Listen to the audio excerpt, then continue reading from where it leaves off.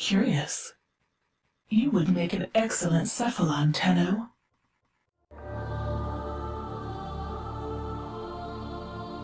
Welcome to Cephalon Squared, a Warframe community and podcast. Join the community at Cephalon Squared on Twitter and Facebook, or send us a voice message via the Anchor app. Now, sit back and enjoy the show. Here are your Cephalons, Greg and Lucas.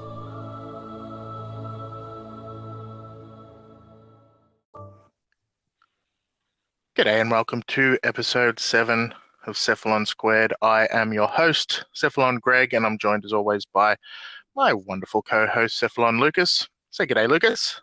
Hello. How is everyone? Hey, great. I'm sure they're all wonderful. Smarter.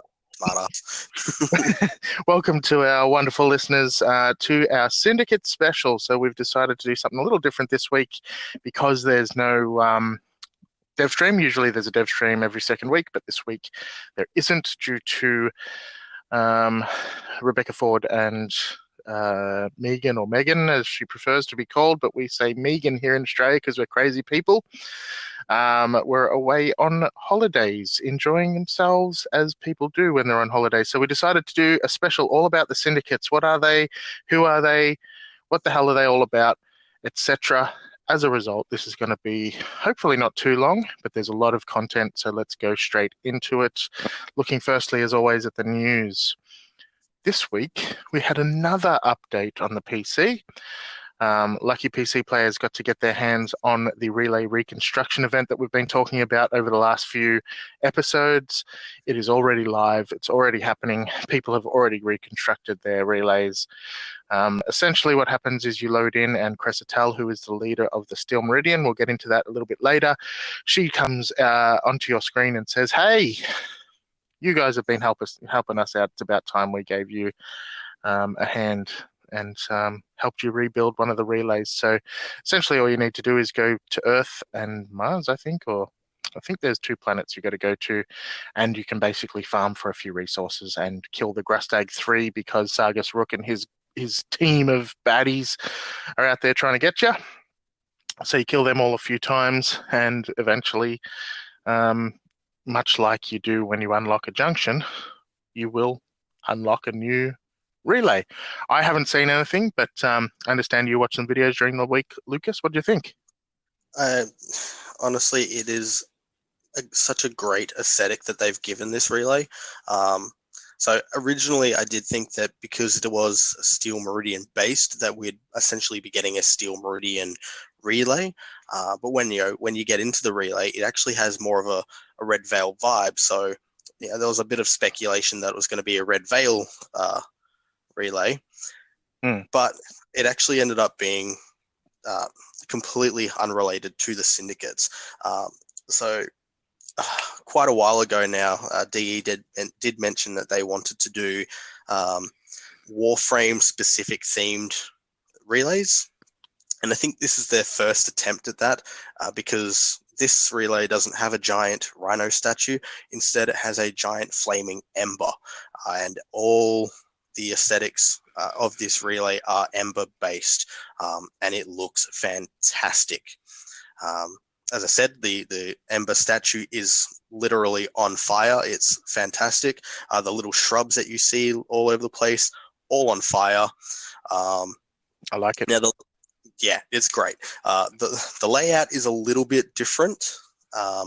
So normally when you'd get to a relay, you'd actually start on the bottom floor, and to get to Simaris, you'd have to go up an elevator. This time around, they've made it that you start on, and you actually go down the elevator to Simaris. And who was the other guy up there? Darvo. I can understand why you forgot, because his deals are pretty shitty deals. Yeah. Darvo's bloody dodgy deals. So it's a fantastic setup. Essentially everything that you could access in normal relays is in this relay. So it's pretty much got everything the same, just looks different, and it's a great it's a great feeling having that. It's something fresh. It's fresh. I'm on board for that because, we need a bit of a bit of a shake up to the aesthetic. I'm hoping that because we've still got 2 bloody Rhino relays, I'm hoping that now, accidentally we couldn't protect from one of the Fomorians or something, and another one gets destroyed, and then we've got to rebuild that one, and we've got an Excalibur or a bloody Loki or a Zephyr or whatever shrine relay. So that would be cool. I'm kind of hoping for maybe a bit of a Volt action or even Hydroid. An aquatic relay would be cool. Yeah, that's a great idea. Yeah. Get on it, DE. Right after they've just finished doing this one, I'm telling them to do another one. Good job. Good job to me. Eidolon relay. Ooh. Well, maybe. You never know. Way too early. But a little bit. Okay, so that makes 2, no, they're not major, but 2 big updates that have come to PC, and we still haven't seen anything on console. However, it sounds like the next one is going to go to cert soon. During the week, Danielle from the DE community team, she also returned from holidays, and one of the things she tweeted out on the old Twitter was that she has some news coming soon for console players. So I would expect that that's going to be an update. Hopefully it includes at least Framefighter and Revenant. But if it can be Framefighter, Revenant, and the relay reconstruction, I'll be all giddy in the Pantel region. But we'll have to see when that comes. Also during the week, Mr. Steve Sinclair, just because he was let off the leash without Rebecca around there to, snap the whip and keep him in line, he shared a couple of bits of information on upcoming stories. There were 2 things he shared.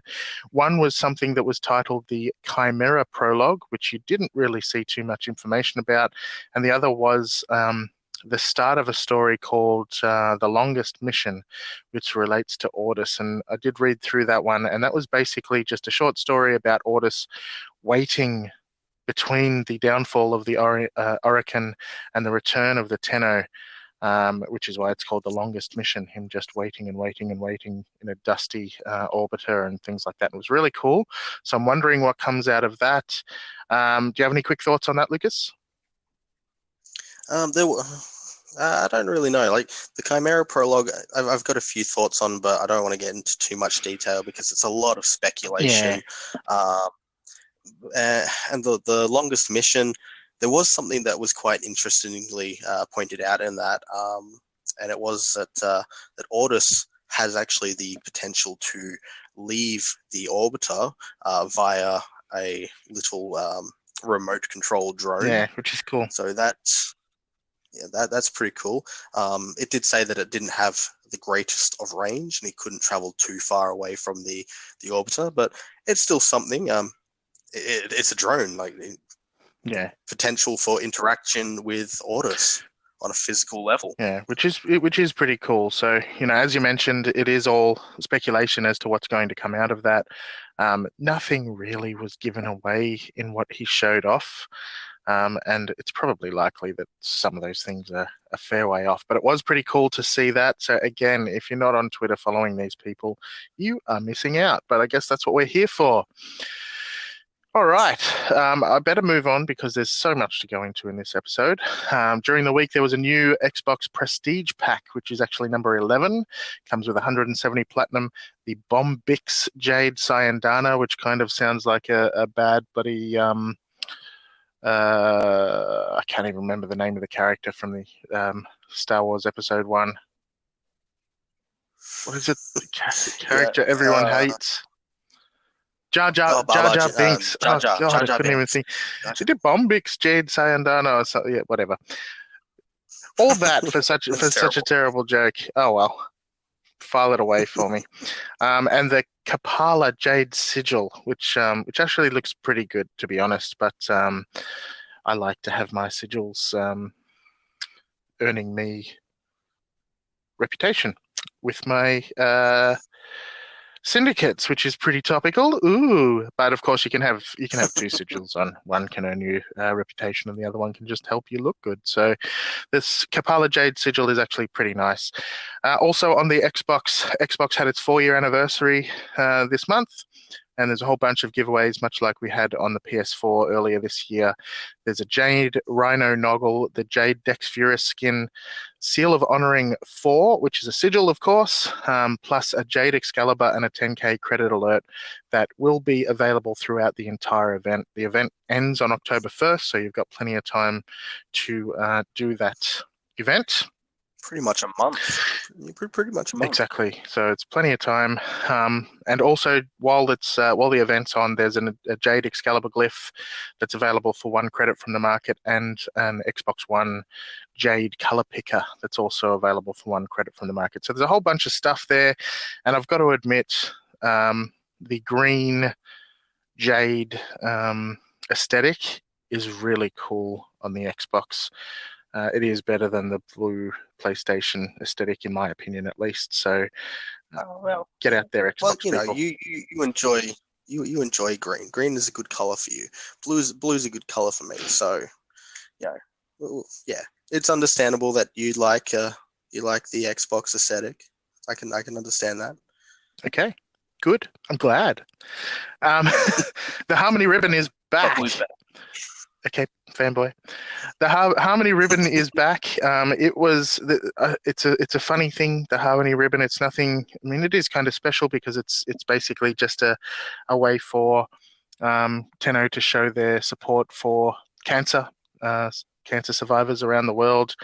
But when I started on Warframe a year ago, I started when the Harmony ribbon was around last year as well, so it kind of gives me memories and funny, fuzzy, warm feelings inside to see it back. So put your Harmony ribbon on and let's all be friends, etc. So that's all the news that sort of happened during the week. There wasn't a hell of a lot, but there was a lot, if you know what I mean. And what we also have before we start this week are 2 announcements. We're going to do our first giveaway. So I did mention this on the Facebook page during the week that we would be announcing this. We're going to give away a gift of your choice on any platform. So that doesn't mean absolutely anything. That means we're going to let you nominate a Warframe or a weapon, so a non-prime Warframe or weapon that you would like to be gifted on your platform.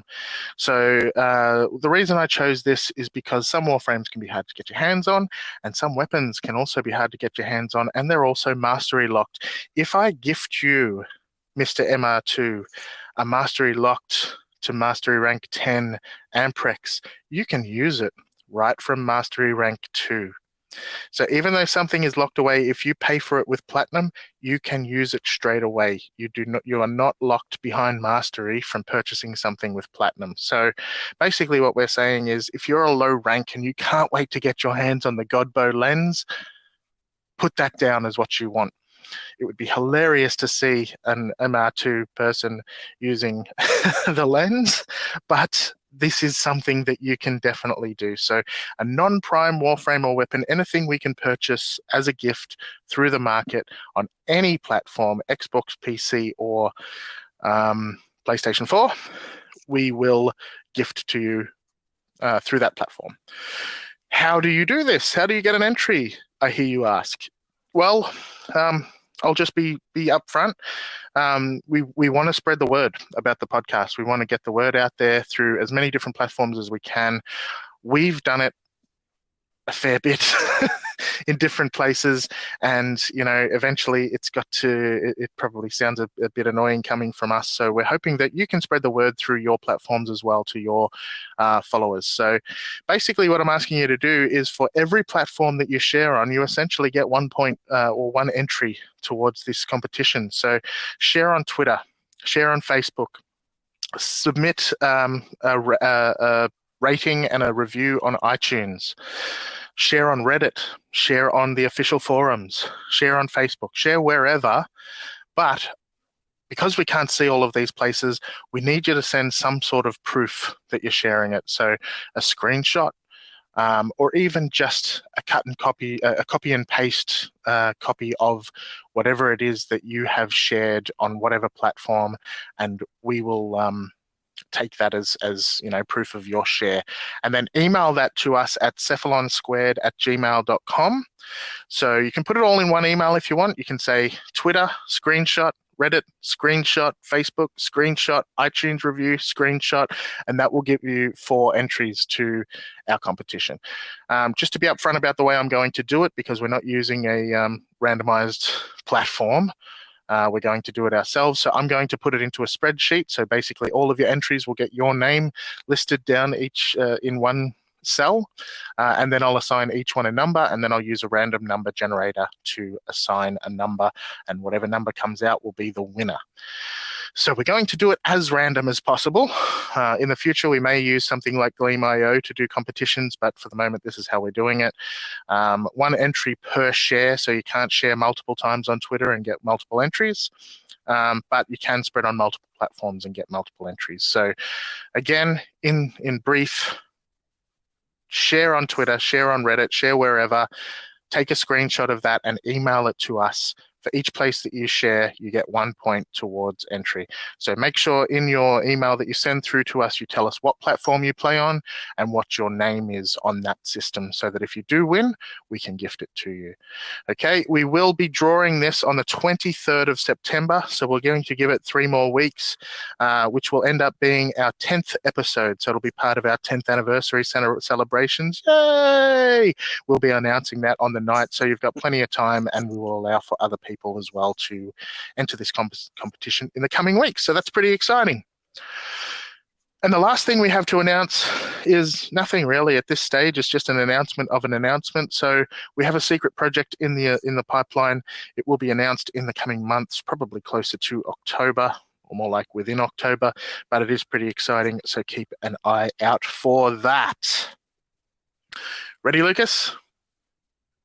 I just want to add one more thing to the giveaway, Yes. just to let people know that when you do receive a gift through this system, be it weapon or warframe, you're not just getting a weapon or warframe, you're also acquiring a slot for said weapon or warframe, and you're also getting a free catalyst and or reactor with whatever your choice is. So you're getting it's a pretty good little gift for you. Even if you have everything, at least you're getting a slot. So this is what we're giving away at this time. We will do future giveaways in the future as well, but enter. We hope, and we are giving away something on every platform too. So we're not just giving away one thing. It'll be one thing on Xbox, one thing on PC, and one thing on PS4. So let's do this. Anyway, speaking of doing things, let's do the Syndicate Special. Yay! So to start off, we really need to understand what the syndicates are. So there may be new players out there that have seen the Syndicate console over to the left at the front of their ship, and they think, oh, what the hell are these bloody syndicates? Did you want to have a shot at explaining them, Lucas? I can do my best, I guess. So essentially what syndicates are, they're groups of interest that are operating throughout the Origin system, separate from the basic groups like Corpus, Grenier, Tenno, Infested, Sentient. They're completely separate. They have their own ideologies and goals regarding the fate of the system, and there's a lot of disagreement going on between them. They each have their own thoughts and of how things should be. You can always imagine that there's going to be quite a bit of hostility thrown around. So I think that's pretty much a basic look at what they are. So there's 6 conflicting syndicates, and there's a bunch of other neutral syndicates as well. So you can look at them as factions or whatever you want to call them, but the 6 primary ones are sort of recruiting little armies, I guess, that are following in their I don't want to say footsteps, I don't know what I want to say, following their goals and kind of like ideologies. Yeah, following their ideals. So they're all strangely located within the relays. They're all standing next to each other. It's like they've got a shop next to each other. They're all competing. It's kind of a bit weird, but who am I to say? Oh, yeah. I'm not judging them. But yeah, so you can find them all located in person, that is, on the relays, or you can find you've got a little Syndicate console on your ship, which is kind of weird itself, that you can refer to. Now, when you choose to support syndicates, basically, whenever you go into a mission, if you're wearing their little sigil on your back or on your front, you will gain reputation towards that syndicate. But also, so each syndicate is allied or enemies with other syndicates. So whoever you choose to support, you'll get 100% reputation towards them. Whoever their friends are, you'll get 50% reputation towards them. Whoever they're not very happy with, you'll get negative 50% reputation for. And whoever is their big time enemy, you'll get negative 100% reputation for. It's a little bit confusing, but it basically means that you can't build reputation across all 6 of them at the same time. You have to pick and choose. So why do you want to do this? Do you want to have a shot at explaining why, Lucas? Well, basically, it just comes down to the rewards. Yes. Because the rewards that each syndicate have, they all have different rewards. Some being just plain cosmetic, others being special augmented mods for specific frames, or augmented mods for specific weapons, or syndicate exclusive weaponry.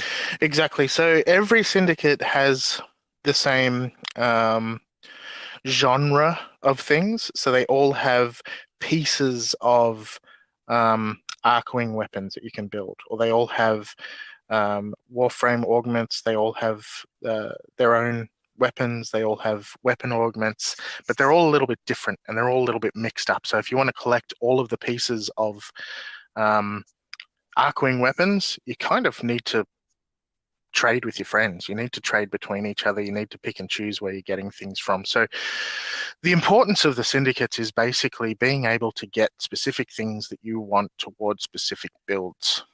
Now, you can either do this by leveling a bunch of them at a time and then switching over and leveling the other ones, or you can buy them using platinum, or you can join a clan and just share between the clan. There's a whole bunch of different ways, but syndicates are pretty cool. It just sort of gets a little bit confusing as to when you should start doing all that. So anyone who doesn't like you will start sending death squads after you, which starts out, it's kind of difficult, but towards the end it just becomes a little bit annoying, and you can one-shot each of the bad guys that are in there. It's not too hard. Grinding reputation is mostly down to wearing their sigil and just going out into missions, but once you have leveled up within a syndicate, it also unlocks special syndicate missions that you can do to gain additional reputation. And within those special syndicate missions, you can also find little relics that are specific to a syndicate that you can sell at the syndicates at the relay for additional reputation. So you can grind the reputation quicker if you want to, but you can also just grind it passively. Anything else that's kind of general with the syndicates you wanted to discuss before we get into it, Lucas? There's actually there is actually one thing. I actually found out this quite recently, and it kind of took me by surprise. But the death squads that come after you are actually not affected by Nyx's chaos. Oh, really? I guess you found that out because you tried to use Nyx's chaos on them, and it didn't work. Yeah, just doing a little bit of research, and yeah, stumbled across this. So they get briefly stunned. So what Nyx's chaos does, it actually projects an image of your Warframe onto all of the enemies within the area, so that they start attacking each other. But how it works with the death squads is that it only stuns them for a brief moment, and then after that, it's like it doesn't even exist. Interesting.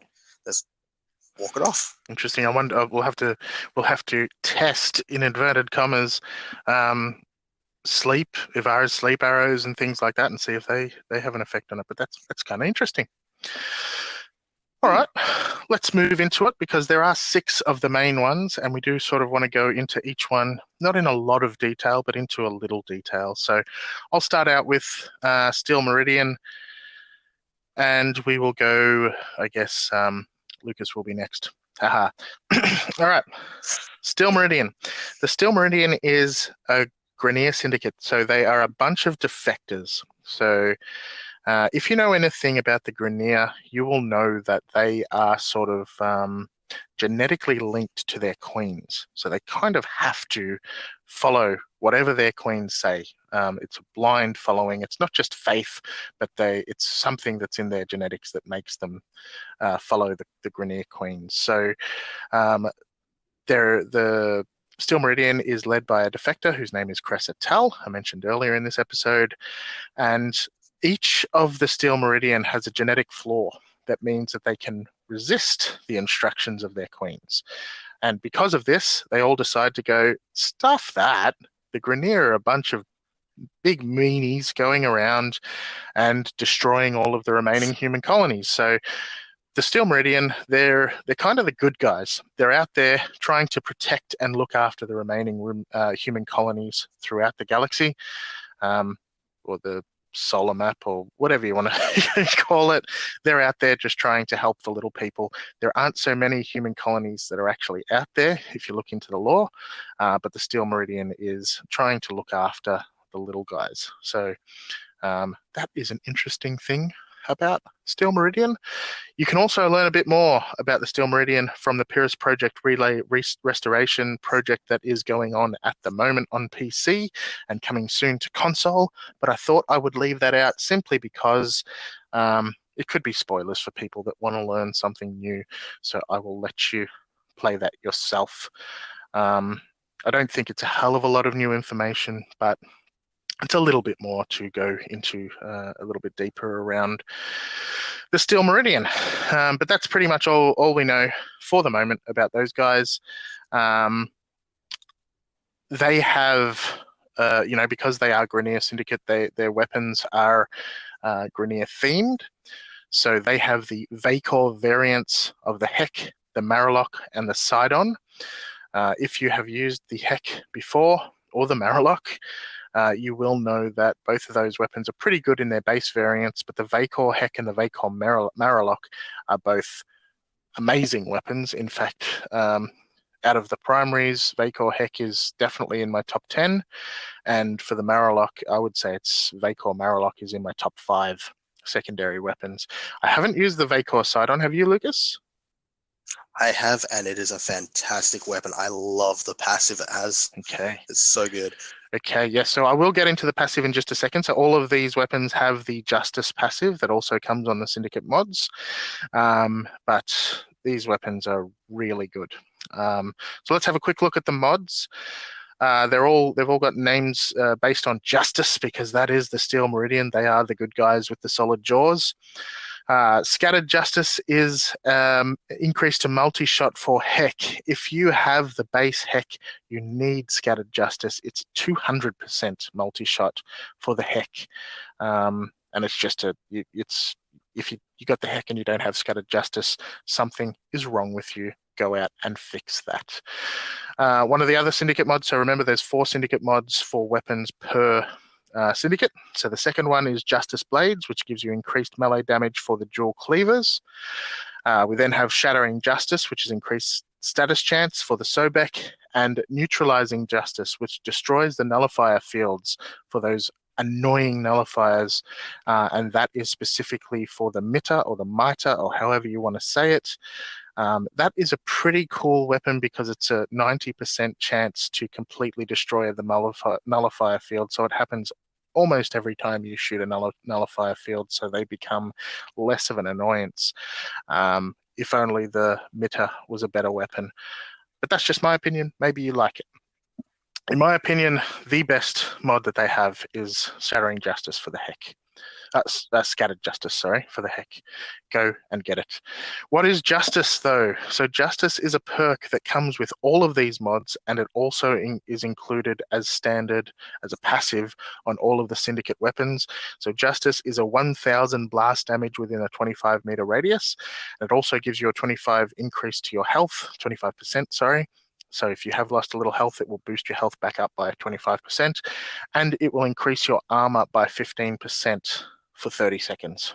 So it'll give you that little bit of a boost, and it'll damage everything around you. It is very, very useful, and it's fantastic.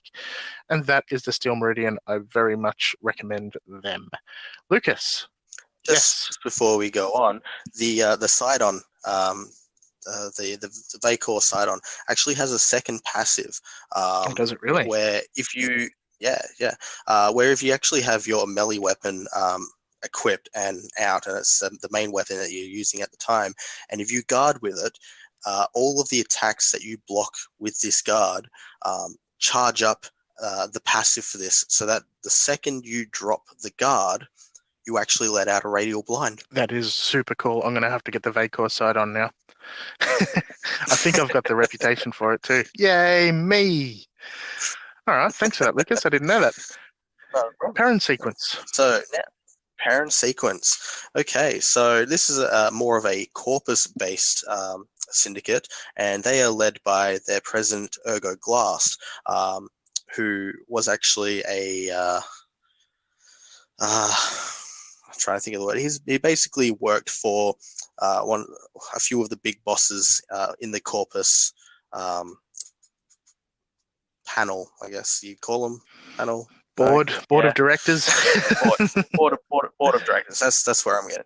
That's what I wanted. So yeah, he essentially used to work for the a few of the members of the board of directors for the Corpus army, and he didn't like the way that they were using the technology, so he decided to completely break apart from them and try and start up his own faction.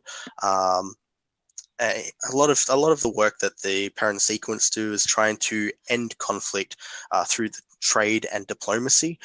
They are still essentially a very money strong group, but not in trying to create war like the Corpus do. Ergus Glass actually plays a major part in the Glass Gambit quest, which this will be something that will be covered in Spoilercast. So now looking at some of the weapons, all of the weapons that they have are the Sakura variants. So you actually have the Sakura Penta, the Sakura Dulcestra, and the Sakura Lecter. Now, I actually haven't had a chance to use any of these weapons yet, so I don't know how they function. I don't know. I guarantee the Lecter probably has a special passive, as it seems that most of the melee weapons seem to have something special. So that's just something I'm going to have to find out eventually. Yeah. But now going into their mods. Now, sequence is their key word, much like Justice was for Steel Meridian. So first off, we have the Toxic sequence, which is a status duration increase to the Arcrid. Deadly sequence, which is a crit chance increase to the Grinlock, which Grinlock is a great weapon.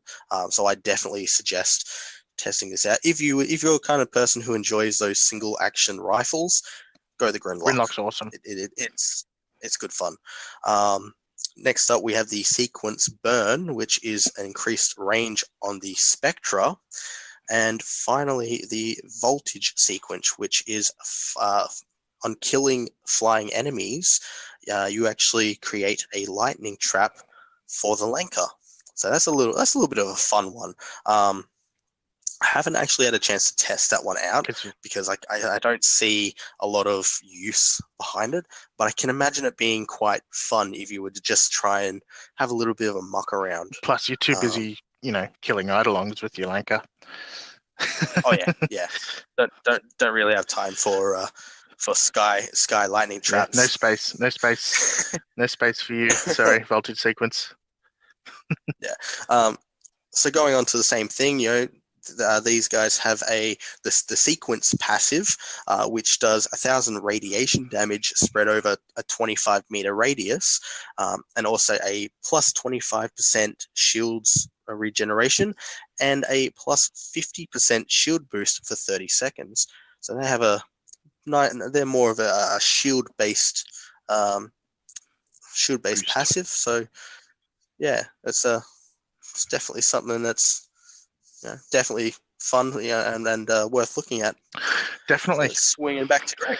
I do just want to say, I don't think I've actually mentioned it on the podcast, but one of the things I'm trying to do before the Fortuna update is released is I'm trying to finish all of the stupid secondary weapons, every single damn one of them, and I only have 8 left. So there's only 8 bastards stupid secondaries left before I'm finished all of them in terms of mastery. Yep. And the Dual Sestra, the Secura Dual Sestra is one of them. Shaking my fist at the screen right now. I will get you soon. I know I could buy it with Plat, but we'll get there. Anyway, Arbiters of Hexus. The Arbiters of Hexus are basically the nerds of the Syndicates. They kind of worship the Tenno. They think that the Tenno are more than just warriors. So, when the Orokin created the Tenno and they said that they were the warrior machines, then they basically said that no, that's not quite what they are, and that there's actually more power within the Tenno. It just hasn't been discovered yet, and they want to help the Tenno. So they basically want to guide the Tenno towards a form of enlightenment. So they're kind of Buddhists. The Arbiters of Hexus are kind of Buddhists. They want to get the Tenno into Nirvana where they can discover their true power. So the Arbiters of Hexus are actually kind of interesting little religious dudes who love the Tenno. You say that, but they have a very Nazi aesthetic to them. They kind of do. They really kind of do. It's, and I never even thought of that until you said it. But even just like the Arbiters of Hexus, even the name kind of sounds a little bit like I can't.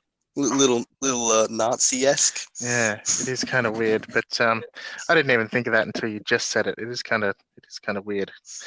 But anyway, moving right along, away from that particular topic, the Arbiters of Hexus have the Bolto series of weapons, which are among my favorite in the game. They call them the Telus variants, so the Telus Boltor, the Telus Akbolto, and the Telus Boltus. And for my money, they're all pretty good weapons. They're not as good as the prime variants of the Boltor or the Akbolto, but they are definitely better than the base variants of those particular weapons. They're really, really good. Again, I haven't had a chance to give the Boltus a shot.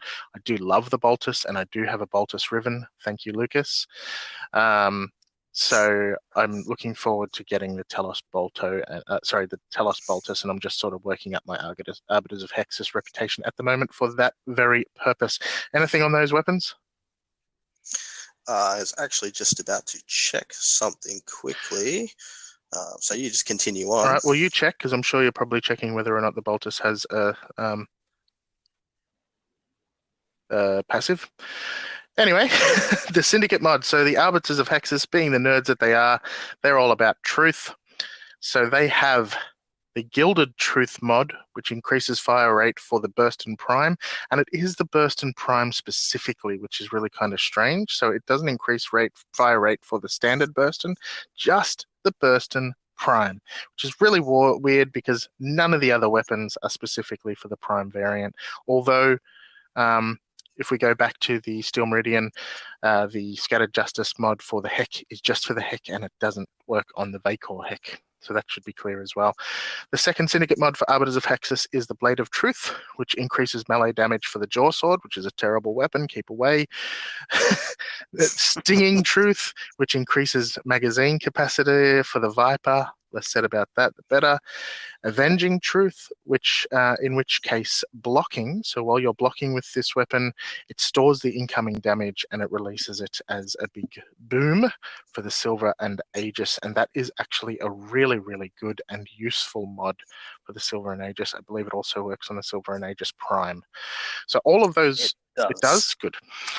It does. So all of those mods and the Telus variants of the weapons have the Truth passive. And again, that's 1,000 damage in a 25-meter radius, but this time it's gas damage. It also has a gas proc. It increases it gives you 25% health back, and it increases your parkour for 25%. By 25% for 30 seconds. So that's your latch time, your aim glide, all of those kind of things. So it basically means that you can be a bit more of a ninja for 30 seconds after that procs. So that is pretty cool. The Arbiters of Hexus are all right, although their Syndicate mods are a bit meh. Lucas, did you find what you wanted to find for the Boltus, or are you ready for the Red Veil? I definitely found it. So the Telus Boltus actually has a very interesting passive where doing spinning attacks unleashes what is called a Storm Path, which is a small tempest of mayhem that hurls any foes in its way around. So No way. It just that sounds amazing. Yeah. I'm actually thinking why the hell I'm not using these on Zephyr. That is amazing. More hurricanes. Interesting. Okay, I'm going to have to get the Telus Boltus, whatever now. Awesome. Yes, you certainly are. Okay, all right. Red Veil. Moving on to Red Veil. Okay, so Red Veil are actually a human syndicate. And these guys were personally one of my favorites when I first started up because they are the Edgelord Syndicate. They are. Yeah, there's no denying it. Red and black, Edgelord is all hell. And interestingly enough, they are just a whole bunch of assassins. This is the Assassins Guild in Warframe. Yes, it is. Everything that they have, all of their weapons, the syndicate weapons, are all stealth based, and I love what their goal their goal is, which is essentially just to cleanse the system in fiery bloody purge. I know that makes me sound a little bit crazy and psycho, but that's great. That's fantastic. It's good having that such a dark syndicate, and it just, people don't take it serious. It's like these guys just want to burn the system of all of its corrupt fucking organizations, and it's great. It's a stark contrast to the new Loka, that's for sure. Oh yeah. So they also are a core focus in the Chains of Harrow quest.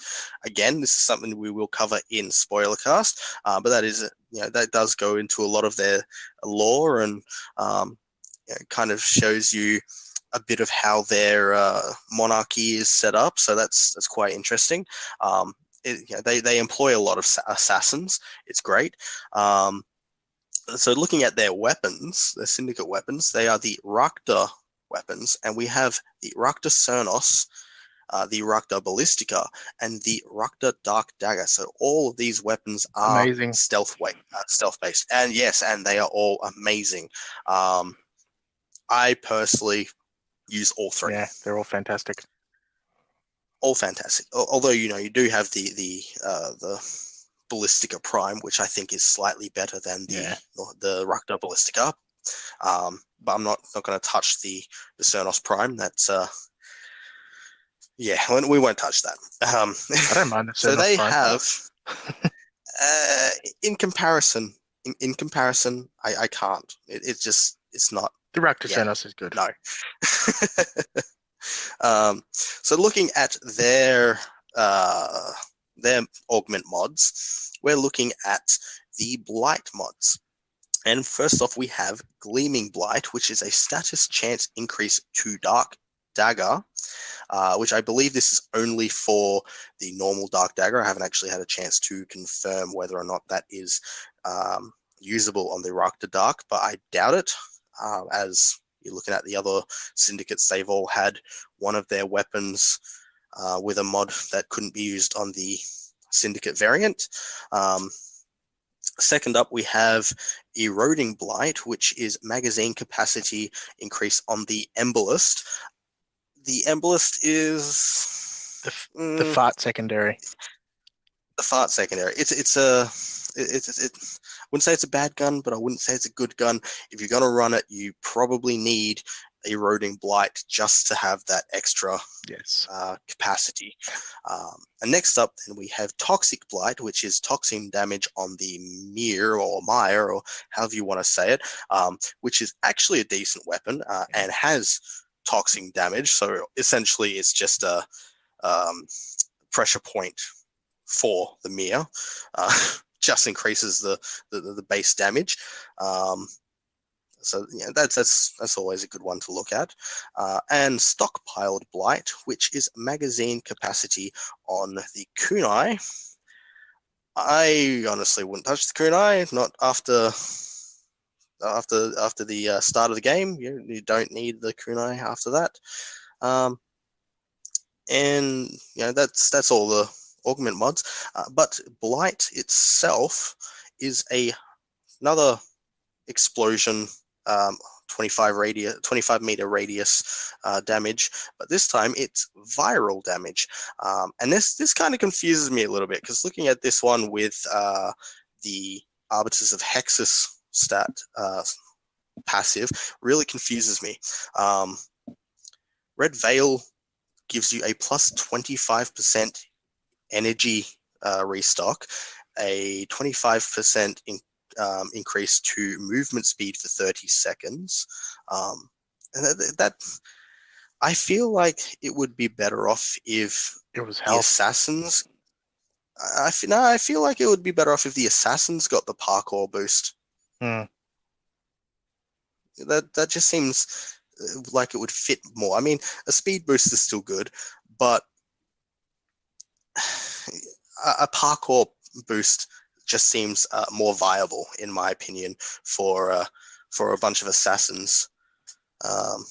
Now, also the Rock to Dark Dagger also has a passive, so it's looking like every single Syndicate weapon, melee weapon, does have a passive, and this one is actually a reduced visibility while holding the Rock to Dark Dagger. You go blurry. Yeah. But that's not all. It actually also has a chance to restore shields when you hit radiated targets, and can actually create Nova Shield. So this one's got a bit of a double passive with that, on top of course, already having the Blight passive. So it's got a bit of a triple passive on the Rock to Dark Dagger. Interesting. So you get It's quite nice to use with a radiation-based primary or secondary, or both. Well, the thing is that's the thing. The Rock to Dark Dagger is radiation damage. Beautiful. Yeah. So you go in, you swing, you radiate them. You've got reduced visibility while you're holding it, and you're giving yourself overshield. Nice. What more can you want? Everyone loves a nice purple overshield. Very good. Alrighty. Next, we have Sister Suda. So Cephalon Suda is the next syndicate, and she is, of course, one of us, a Cephalon. So, one of us. So as you're probably aware by now, Cephalons are artificial consciousnesses that resemble a human personality. If you look into the lore a little bit more, you will probably find that they more than just resemble a human personality. But some of that hasn't really been defined more than we'd like it to. But it does look as if Cephalons once were humans. And later on, when we do the community call out, because there is something that's directly related to Cephalon Suda that we will discuss there. Suda's goals herself are in particular unknown, but she does thirst for knowledge, as all syndicates do, particularly ancient knowledge around the Orokin, etc. She does play a significant role in the quest Octavia's Anthem. In fact, she plays a very significant role in that particular quest. And again, we'll cover that in a spoiler cast. So when we do the spoiler cast, and we are planning one at the moment, we will go into each of the quests individually, and we'll look at the lore in detail for each of the quests, so you know exactly what it is that happened. Because sometimes you, like me, don't really pay much attention while you're playing through it. So we're going to do that. Eventually, we'll get to everything, but yeah. I'm also going to start probably in the next couple of weeks just doing an intro to the lore that doesn't have any spoilers in it as well. So we'll get into that. But anyway, that's Cephalon Squared. She's pretty awesome. She has the Cyanoid variants of the Simulor, the Gamma Core, and the Helia Core. I was a little disappointed in the Simulor, as I think Lucas was as well. It is a cool black hole gun, as you like to call it, Lucas, but it's a bit of a pain in the ass to use, if you ask me. Whereas, Yeah, the Cyanoid Gamma Core is one of the best guns in the game, I reckon. One of the best secondaries. It is beautiful. I love it. That's just me. good aesthetic too. Yeah, it's a sexy weapon. Go and get it if you can. Anyway, the Syndicate Mods for Cephalon Squared. She is all about entropy. And her mods are Entropy Spike, which has an increased chance to explode on enemies for the Bolto of all weapons. Entropy Flight, which increases flight speed for the Kestrel. So if you know what the Kestrel is, it is basically a boomerang. So it increases the flight speed for that weapon. If you've seen Mad Max, you know what we're talking about. Entropy Burst increases the base status chance for the Supra. Entropy Detonation increases, it gives you a ground slam, which does blast damage for the Obex, and I do use that with my Obex. I would like to put it on Prisma Obex, but I still don't have those bad boys. We'll get there. Entropy itself causes radiation damage, 1,000 radiation damage in a 25-meter radius, as per everything else. It increases your energy by 25% and gives you a 25% increase to base energy for 30 seconds. So all about energy for Cephalon Squared, which kind of makes sense. Anyway, moving on to Zinuloka with New Lucas. Well, first off, just want to point out the Helio Core's passive. Yes. That one is actually an interesting one. So if you know what scanning is and how to scan, that can actually be made a hell of a lot easier with the Helio Core, the Cyanoid Helio Core, because every time you kill an enemy with a channeled attack of all things, you actually scan the enemy on the killing strike. Well, killing strike in general actually causes a scan, but doing a channeled attack actually recomposes them into a spectral ally. Oh, okay, I didn't know that, but who's going to use channeling? Stuff that. That's true. Very true. But yeah, still, there's a cool little passive I thought I'd point out. It is indeed pretty cool. Yes. Now going into New Loka.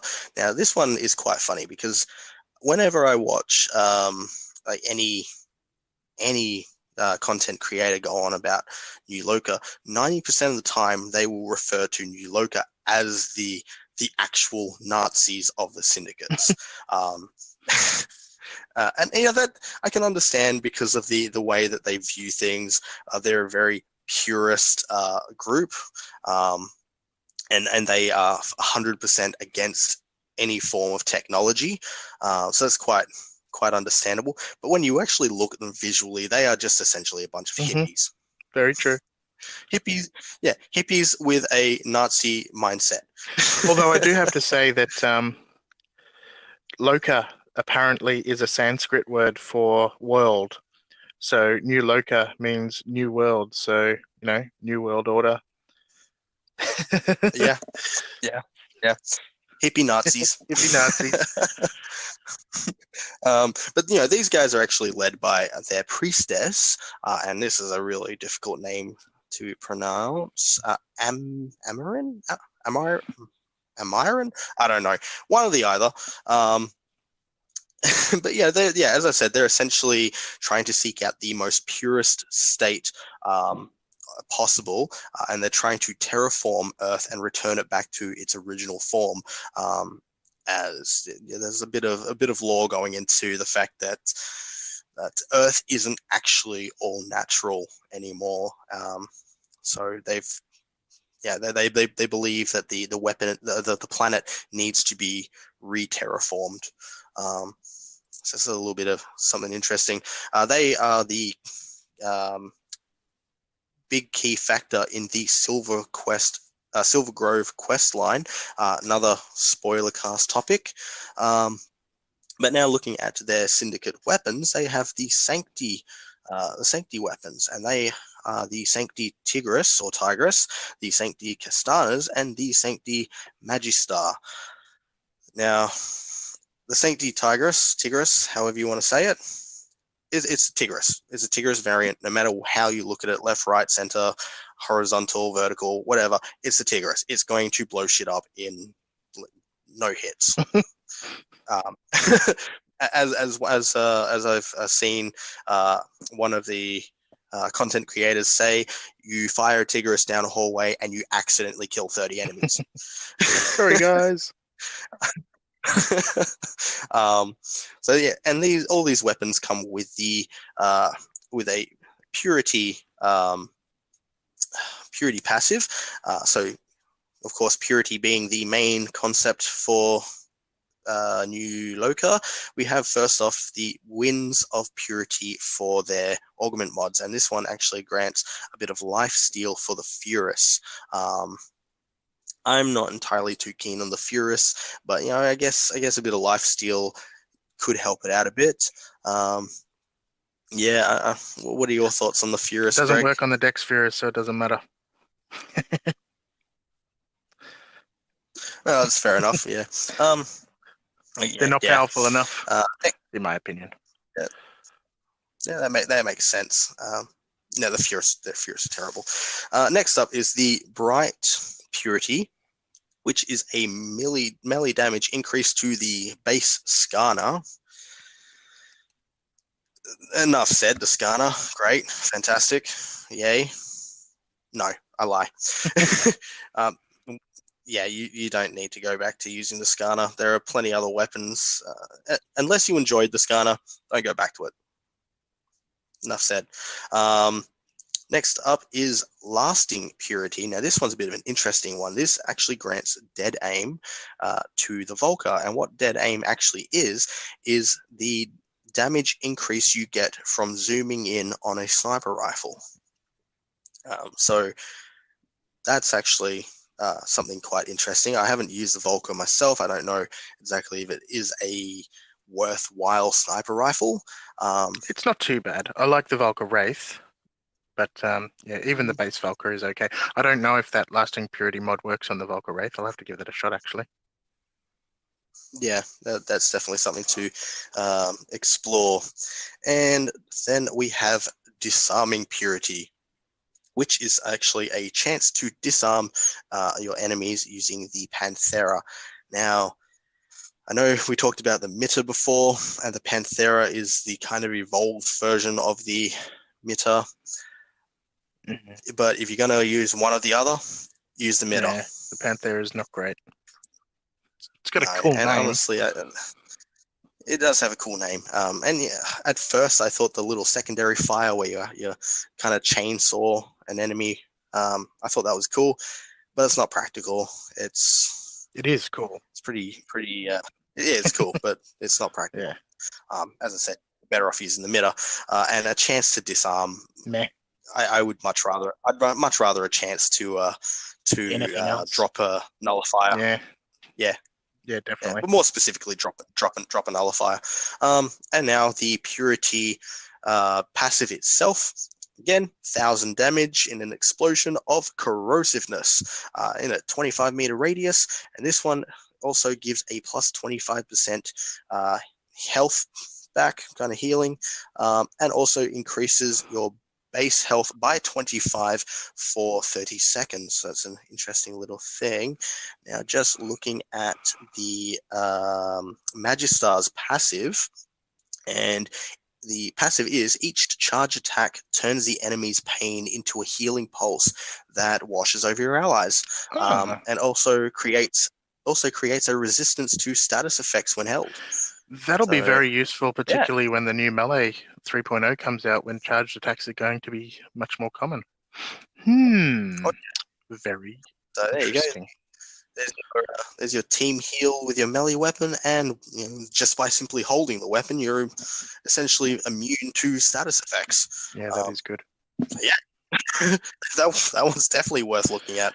Yeah, so hopefully you'll have seen by us going through all 6 of those guys that they are worth looking at. They are worth working on. Each of them has at least one mod that's worth getting, and at least one, usually 2, and sometimes all 3 weapons are top tier weapons to get. So it is worth doing. Plus, they all have Warframe mods as well. Warframe augments are amazing. We will get into them at a later date. There are so many of them, though. I'm just trying to figure out how we best approach that topic. But yeah, the syndicates are super cool. Now, we have talked about the passive that each of the mods and each of the syndicate weapons have. So how do you proc that? It's pretty simple. Every 1,000 affinity that you earn for that weapon or whatever it may be will proc that passive. So every time you earn 1,000 affinity for the weapon, it will explode. So you do see it happening very frequently while you're playing the game. It's super, super effective. Anyway, that's great. Yes, that's all of the combative or the warring syndicates. So as a beginner tip or the beginner discussion for this week, I've decided to look at the neutral syndicates. There is much less to go on here.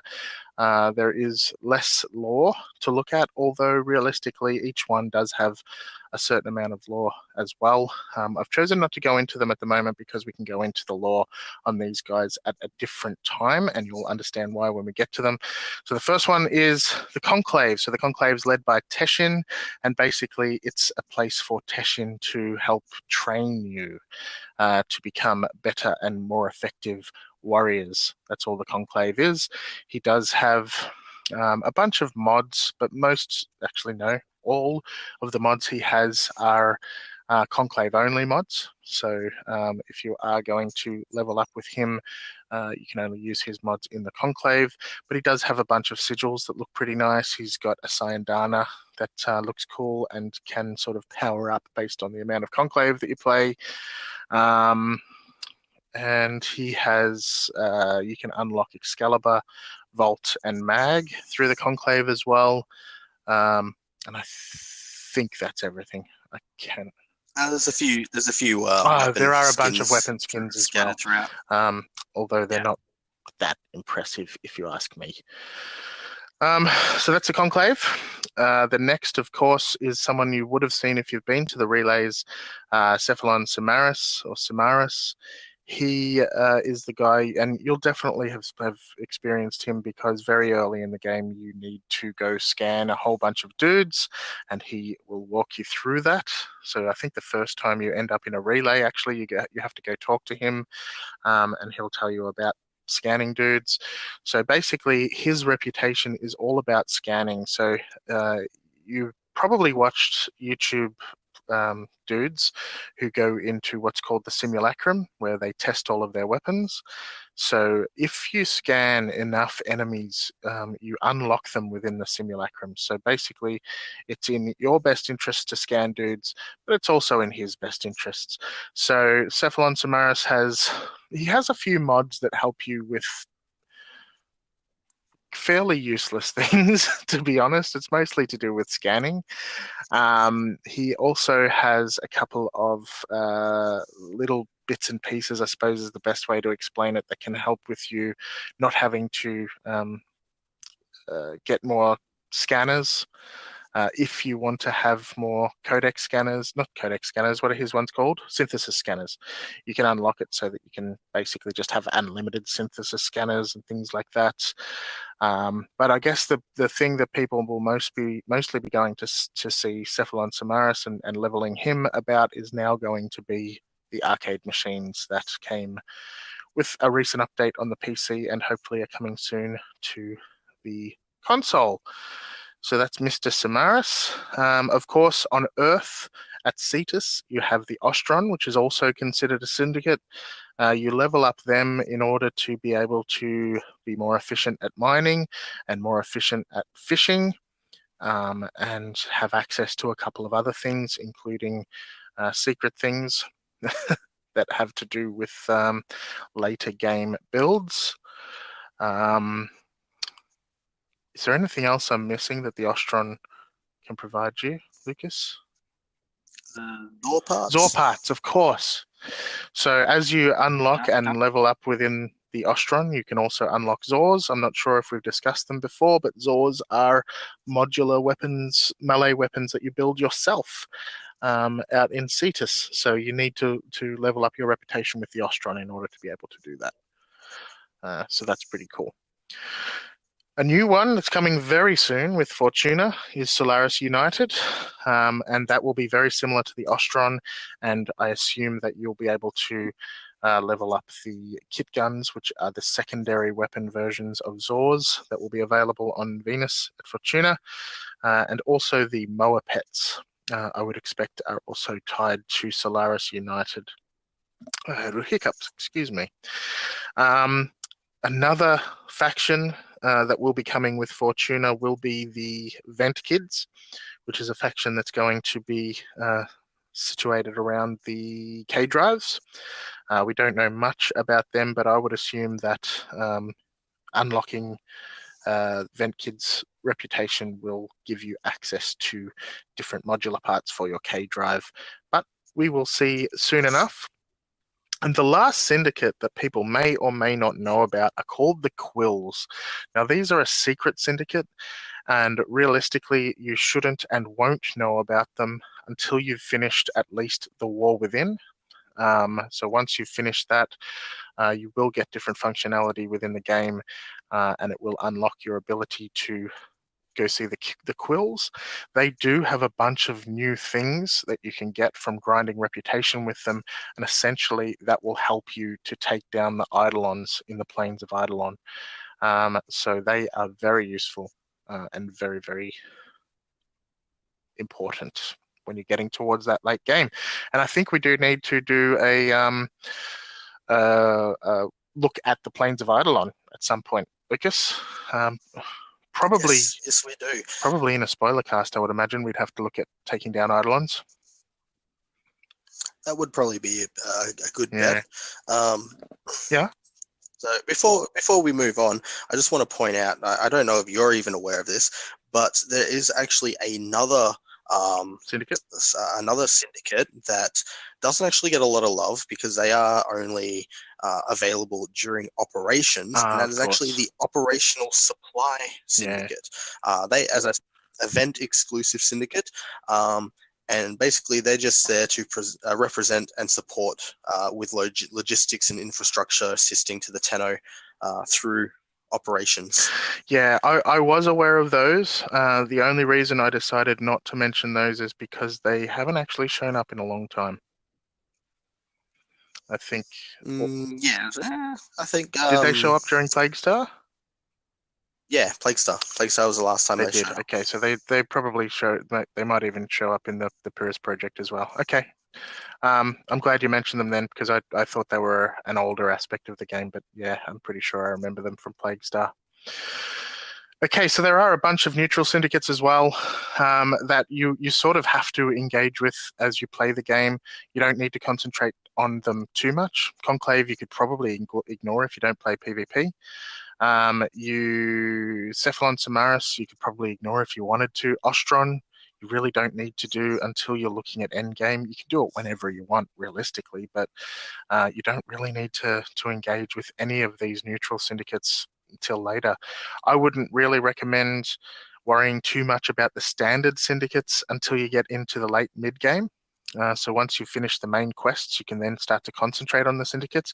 But you should really pick up one syndicate early in the game, because there's nothing stopping you from building reputation with at least one while you're grinding through the early part of the game. So listen to what we've talked about today. See if there's anything you particularly want to work towards. Maybe it's the Red Veil, because all of their weapons are amazing. Another one that has amazing weapons, of course, is the Steel Meridian. Arbiters of Hexus is pretty good. So choose one of those, grab their sigil, stick it on your back, and earn reputation towards those guys, at least one of them, right from the start. Later on, you can start focusing on more. So speaking of focusing on more, Lucas, advanced topic. Yes, advanced topic. Okay, so I'm actually going to be talking about doing multiple syndicates tonight. Now, I'm a little bit disappointed because I had planned to try and successfully get 4 syndicates up to max ranking before this, but there have been a few changes in my a few changes in life that have just kind of prevented me from really getting a chance to get this sorted out. I have, however, started on my 4th syndicate, so I'm in positive. I maxed with 3 and in positive with a 4th. So this is basically going to point out whether or not you should go left or right, or what combinations realistically there are to leveling your syndicates. So essentially, when you start off, if you're just going to go for 3 syndicates, you either pick the left or the right side. You don't have to, but this is the easiest way to go about it, simply because there are no negatives for the left 3 and there are no negatives to the right 3. So for example, if you're to look at the Steel Meridian, they are allied with the Red Veil, which is in the opposite side. And they're also enemies to the parent sequence, which is also on the opposite side, and they're opposed to the New Loka, which is also located on the opposite side. Whereas the Arbiters of Hexus, they are allied with Cephalon Squared, which is sitting right next to them, so they are on the left side. So Cephalon Squared, Arbiters of Hexus give each other positive vibes and have no impact on Steel Meridian whatsoever. Looking at the right side, it's the exact same kind of setup, but between the parent sequence and New Loka, they have a good symbiotic relationship, but have absolutely no feelings whatsoever towards the Red Veil. So easiest way to go about it is just pick left or right. Doesn't matter which one. As Greg said, pick one that you want to start with, and just build around that. For me, on the other hand, I've decided to see just how far I could stretch my influence through the syndicates. Because you're a crazy person. And I am a crazy person. We all know that by now. I mean, Red Veil was actually the starting syndicate I went with. So Edgelord, burn the system in a bloody purge. So I did start with Red Veil, and from there I thought, let's follow the Red Veil's influence. And they, as I stated before, they are allied with Steel Meridian, so I went straight from Red Veil to Steel Meridian. I leveled those 2 up. And yeah, that was fairly easy, because Steel Meridian gets the positive vibes from Red Veil. You pretty much level them up together. It's easy. But when I decided to go for my 3rd syndicate, that's when things started to get a little bit tricky, because I was looking at them and I thought to myself, where can I go with this without spending too much energy? I probably did the order completely wrong. I probably should have started with an entire side first, but I didn't, because I'm crazy. And my 3rd syndicate actually ended up being New Loka, who are opposed to the Steel Meridian. That's fine. It's not a big loss, because whatever you get with New Loka, you only lose 50% of with the Steel Meridian. So the way I worked this out was I simply did New Loka missions with a New Loka sigil on, built it up a bit. Whenever I saw the Steel Meridian getting dangerously low, I would swap over to Red Veil. As I said before, Red Veil has absolutely no connections to New Loka whatsoever. So in leveling up the Red Veil, I would level up Steel Meridian, and I would keep New Loka at the same point as where I left it. This is how I was able to get my 3 oddly placed syndicates. It took a bit of work. There was a lot of jumping back and forth between Red Veil and New Loka, but it's possible to do it this way. You don't have to do left and right if you really don't want to. The point I'm at now, on the other hand, is when I'm trying to finish one of the sides, and it's looking like I'm going to be finishing the right side of the Syndicate selections, and I've just started recently working on the parent sequence. Now, the parent sequence has no connection to Red Veil, and so that actually works quite well to my advantage, as if I level up Red Veil to do the Steel Meridian, parent sequence doesn't get touched. However, if I level up the parent sequence by itself, I will lose quite a hefty chunk from my Steel Meridian. This is where it gets a little bit confusing. You got to keep track on who's friendly with who. So parent sequence hates Steel Meridian. Red Veil, friends with Steel Meridian, has no thoughts towards parent sequence. New Loka, on the other hand, are friends with the parent sequence and are only opposed Steel Meridian. So only 50% loss. So you level up the New Loka to get your levels on parent sequence to not touch Steel Meridian as much, and then you touch Red Veil to bring up Steel Meridian. It's a lot of work, a pain in the ass, but it's possible to do 4 syndicates at once. If you really wanted to get into it, you could even say you could do Steel Meridian, Arbiters of Hexus, Cephalon Squared, and Red Veil in the same way. A lot of work, a lot of juggling between the different syndicates, But possible.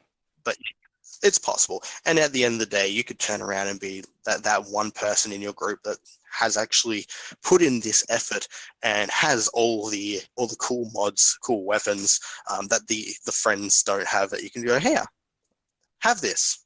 Be that supportive friend. Although there is, in our clan, I have unlocked all 3 of the left 3, and you've unlocked almost all of the right 3, so we could just share between us anyway. But We could just share between us. Yeah. Crazy. But I just want to get that extra. And you've done it, so the rest of us don't have to.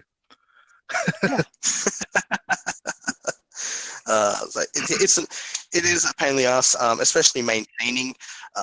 You've got to really juggle between the 2 main syndicates that you've picked. So as I said, for me, it's Red Veil and New Loka. I've got to juggle between those guys to keep Steel Meridian happy and the parent sequence happy. Yeah, it sounds like more trouble than it's worth for me. I barely pay attention to what I've got assigned to my Warframes, so yeah, pain in the ass.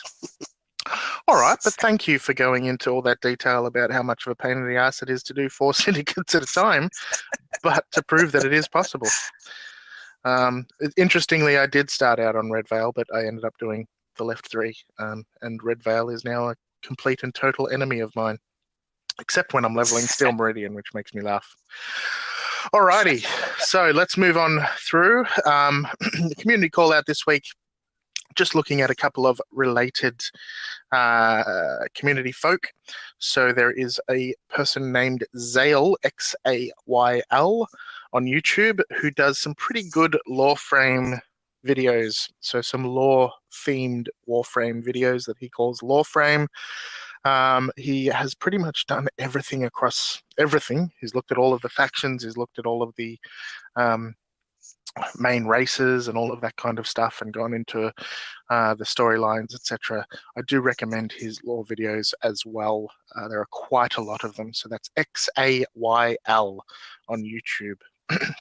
The other thing that I kind of alluded to earlier is the Octavia's Anthem webcomic. So you can find that at warframe.com/Octavia's-Anthem. And this is a webcomic that's only something like 6 pages long, actually. I'm looking at it right now. And it goes into a little bit of detail as to who Cephalon Squared was before she became Cephalon Squared. It doesn't say that that's who she was, but people have figured that out by reading the comic and doing the Octavia's Anthem quest and put 2 and 2 together. But the story is basically about the lady that was Cephalon Squared before she became Cephalon Squared. I recommend reading that. It's only 6 pages. You'll need to read it several times before you actually figure out what's going on. But it is good. All right. So that was, as expected, a fairly lengthy one, but we hope it was really, really interesting for you to go into all of the syndicates. We thought it was a worthwhile topic because there's so much to do, and we thought it was a good in-between week to be able to do that. So thank you for listening. Anything on the syndicates before we close out, Lucas? Yes, before we finish, I do just want to go back to the Sakura Lecter, as we did actually go through every other melee weapons special passive. The Sakura Lecter actually has quite a nice one. It actually doubles credit drops on kills. Oh, that is cool. That is cool. Yeah. And it makes sense because it's the parent sequence. The money mongers. Yeah. Oh, thank you, Lucas. Good memory. I forgot we sort of glossed over that one. Extra credits with the Sakura Lecter, and it's a whip. Yeah, those weapons are fun. Alrighty, so thank you for listening to episode 7 of the Cephalon Squared podcast, where we looked at the syndicates. Thank you very much. Please join us on Facebook, and now we have our Facebook group, which we've decided to call the Cephalon Collective, so we don't get confused between the Facebook page and the Facebook group. We have our Twitter at Cephalon Squared. We have Discord. You can find the link to, or the invite to Discord on our Facebook or our Twitter pages. Or you can ask us. Email us at cephalonsquared@gmail.com. We've got our YouTube at Cephalon Squared. You can send us a voice message via the Anchor app on your phone. And we have our competition, so please spread the word however you can. Send us an email, tell us about it. Spread the word, let us grow, let's get bigger, let's build this community, and get chatting. As always, I am Mad Capsules on the internet. My name is Greg Newbegin. I'm Mad Capsules on the internet. I have madcapsulesgaming.com, which I've just updated, so it's no longer an ugly website. Who are you, Lucas? I am Lucas, and you can find me at Silverlight on Twitter, SILVRLGHT. Beautiful. Thank you so much. And thanks to Jan at disco_box on Twitter for the intro and outro. We got to thank him for his sexy voice every week because he did such a great job. And we will see you next week. Thank you very much for listening. Bye.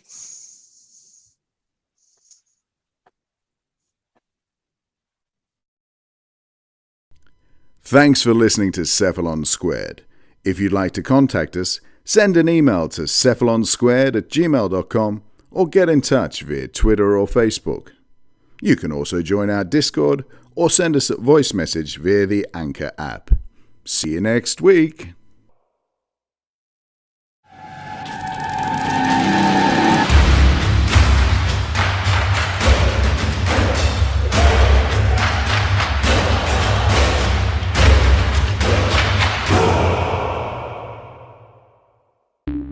The podcast you just heard was published with Anchor. Got something you want to say to the creator of this show? Send them a voice message using the Anchor app, free for iOS and Android.